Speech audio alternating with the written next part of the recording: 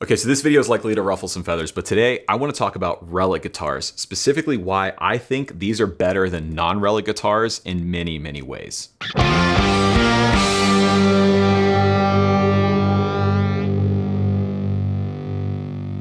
Hey, Editor Rhett here. I just wanted to butt in and say that you're about to see me talk about and show a lot of different guitars, and this video is not sponsored by any of these manufacturers. It is, however, sponsored by my guitar courses. Over the last several years, I've been producing guitar courses that cover a wide variety of subjects and are designed for players at different skill levels, all the way from beginners to people that have been playing for years and years.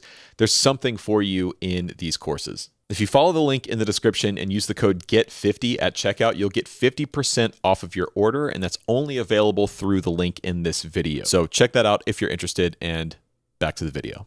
So if you're watching this video and you don't know what a Relic guitar is, this is a prime example.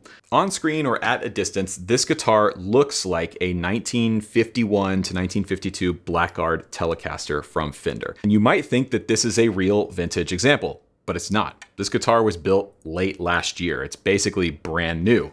And it's from the Fender Custom Shop, which means it costs a premium. This guitar costs well over $5,000, and look at it. Now, the idea of relicking a guitar has been around since the mid-90s, but it actually predates that a little bit. Artificially aging guitar parts has been something that luthiers have done for years to match the new part to whatever old guitar they might be going on. For example, let's say this was a real early 50s Telecaster and I needed to replace the pickguard. Well, I wouldn't want to put a brand new black pickguard on this guitar because it would look out of place. However, in 1995, two custom shop builders from Fender artificially aged two guitars and brought them to the NAMM show, and that's sort of when relicking kicked off. But since the mid-90s, relicking has exploded to beyond just the big guitar manufacturers, to smaller, more boutique brands and import brands. The idea of artificially aging a guitar is more popular than ever. So one of the biggest arguments from the Relic hating crowd is that this is essentially like buying a pair of pre-ripped jeans or buying a brand new sports car that's already dented and dinged and rusted. And on the surface, I understand that, right? You are buying something that is artificially aged to look older and more valuable than it actually is. In this case, this guitar is mimicking something that costs 10 times more than the actual cost of this guitar. When you're buying a pair of pre-ripped jeans, for example, the only function that relicking has, for lack of a better term, is purely aesthetic. It doesn't make the jeans necessarily more comfortable. It doesn't make them better at providing you shelter from the elements. In fact, it makes it worse. Same thing goes for some vintage cars, for example, that have been fully restored and then have a fake patina put back on them. And in that case, I can understand the argument. Like, yes, you are artificially aging something for no other reason than the aesthetics of it. But when you relic a guitar, it's not just aesthetic. It actually has a huge impact on the way the guitar feels and plays, which is arguably the most important part of any guitar, more so even than the sound or the tone. Case in point. Take this Jazzmaster, for example. This is a brand new Fender Ventera 2 Jazzmaster, not reliced at all. Now, this Jazzmaster is a great guitar. In fact, I did a video shooting out 5 different levels of Jazzmaster, including a custom shop Jazzmaster that was reliced, and I actually picked this one as my favorite. But this guitar has one major drawback that I'm actually going to change, and that's the feel of the neck. Like many modern guitars, this finish is a polyester or a polyurethane finish, which is not at all like the finishes that Fender and Gibson and others were using in the 50s and 60s. Those vintage guitars were shot with nitrocellulose lacquer, and there's still companies today shooting nitrocellulose, but the formula is different and it's very nerdy.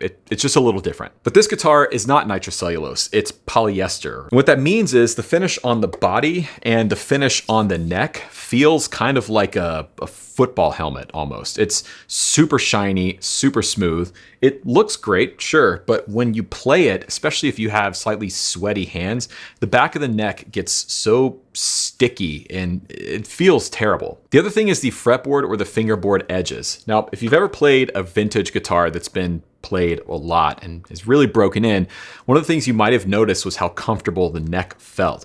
Now, part of that is because more than likely the back of the neck has been worn down. Most of the finish has been worn away to bare wood, but also the fingerboard edges themselves have been sort of worn down from years and years of playing. So you get this nice soft rolled fingerboard edge, which means when the neck is sitting in your hand, it's very, very comfortable. And the more comfortable it is, the better it feels. the better it feels, the better you play, the better you play, the better you sound.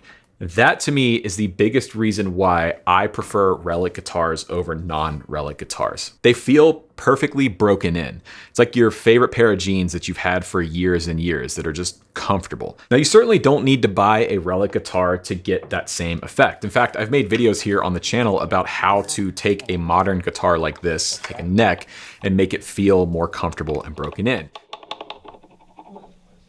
And there are people that do this with a razor blade, by the way, but I find this to be just as effective and easier. All right, so we've rounded off the fingerboard edges now. We've got just a little bit of rounding on the frets to do. So I'm just grabbing some 320 sandpaper, and I'm just gonna cruise along the edge here, just like that.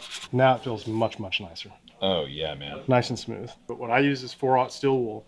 So if you go to Home Depot or something, it's just 4 zeros. I hold the guitar out over me like this, over the floor, because this is gonna shed. But this is super easy, man. Anybody can do this at home. But this is one of those things you want to do it because you like how it feels, and then later on you want to sell the guitar, you could buff it back out.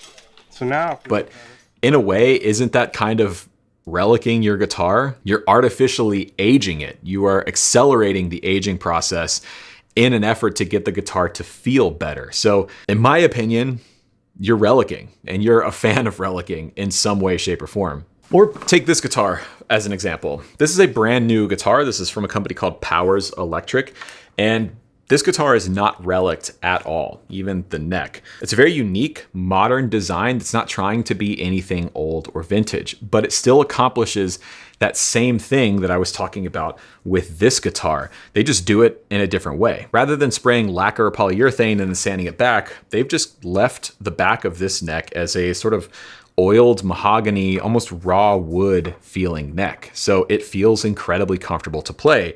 And they've pre-rolled the fingerboard edges from the factory. So what you've got is a guitar right out of the box. It feels broken in, it feels inviting to play, and it doesn't look all beat up. This is not unique to this guitar. There's a lot of other companies doing the same thing with their necks. But the point is that many players, whether they like the look of a Relic guitar or not, like the feel of an older, more broken in guitar. And that's the whole point I'm trying to make here. There's more to guitars like this than just the aesthetics. It's not just about having the ripped jean look or buying expensive sneakers that are already dirty and worn in. Playing an aged or reliced guitar has its benefits. One of my favorite things in the world is an old, beat up, worn in guitar. Like this one here, I've had this since I was 15. I saved up all my money for it. It's been with me through thick and thin. It's got bumps, it's got bruises, it's got nicks, it's got damage, but each one of those things is an hour that I put into this. It's a story that's happened. It's part of my life. And I think artificially recreating that on a guitar, I don't know, it kind of feels like stolen valor to me. It's cheap, it doesn't feel real. It's something that I would never, ever want on an instrument of mine. I understand that, right? That's kind of what I've done with this guitar. This is my 2010 ES335. I've had it since brand new. So for 14 years, I've been playing this guitar constantly, and it's got hundreds and hundreds of shows on it and rehearsals. And it's been all over North America. It's been to Europe. This guitar is aging. If you look closely, you can see dents and dings and scratches and a little arm wear up here. And I appreciate that because it's me. I've done all of this stuff. But this guitar will never age like a real 61 335, which this is based off of. Even though this is nitrocellulose lacquer, not polyester, it's very different than what was being sprayed in the 50s and 60s. And for the record, that's a good thing. Nitrocellulose lacquer is incredibly toxic and it's bad for the environment. It's bad for the people that spray it.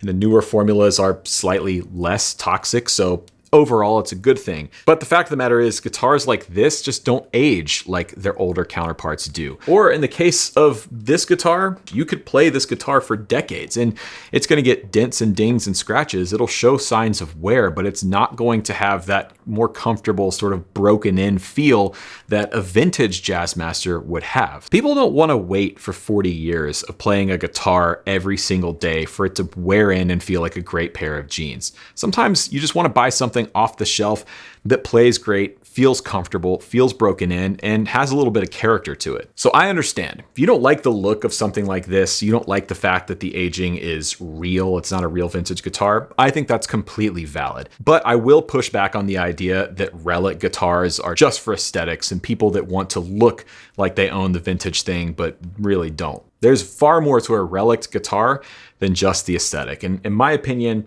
that's why I think they're better than a non-Relic example. But I want to know your thoughts. Let me know what you think about Relic guitars in the comments section down below. Don't forget, you can get a special discount on my video courses via the link in the description box down below. And while you're down there, please take a second to hit that subscribe button and bell. Still, according to my analytics, over 60% of the people that watch this channel normally are not subscribed, and it really does help me out when you hit that red button. My name is Rhett. Thank you so much for watching, and I'll catch you on the next one.